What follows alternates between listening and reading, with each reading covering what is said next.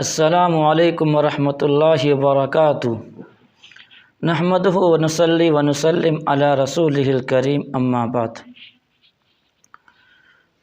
سامعین محترم، عزیز ناظرین، آج ایک اہم بات کی طرف توجہ دلانے کے لیے حاضر ہوا ہوں۔ وہ یہ ہے کہ آج انسان اپنے گھر کو چھوڑ کر کے، اپنی ذات کو چھوڑ کر کے دوسروں کی اصلاح کی فکر کرتا ہے۔ آج ہمارا معاشرہ، آج ہمارا گھر خود اپنی ذات کی اصلاح کیوں نہیں ہو رہا ہے؟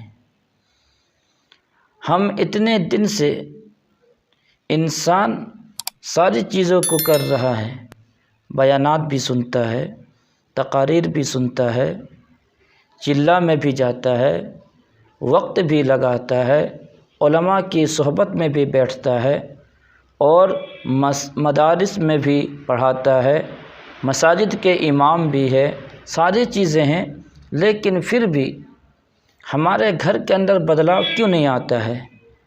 اپنی ذات پر بدلاؤ کیوں نہیں ہے؟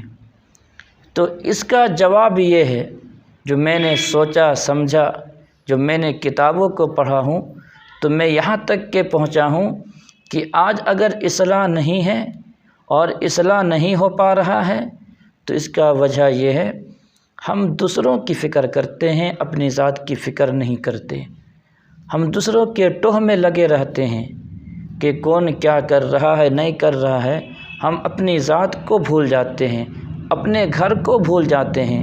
اگر انسان اپنی ذات کو سامنے رکھے اور یہ سمجھے کہ یہ میرے لیے بات کہی جا رہی ہے، سب سے پہلے مجھے اپنے آپ کو سدھارنا ہے، اپنے گھر کو سدھارنا ہے، تو شاید کہ ہر ایک کا گھر بہتر بن سکتا ہے، ہر ایک انسان کی زندگی میں تبدیلی آ سکتی ہے، ہر انسان کامیاب ہو سکتا ہے، ہر گھرانہ، ہر معاشرہ بہتر ہو سکتا ہے، گھر کا ہر افراد نیک بن سکتے ہیں۔ کب؟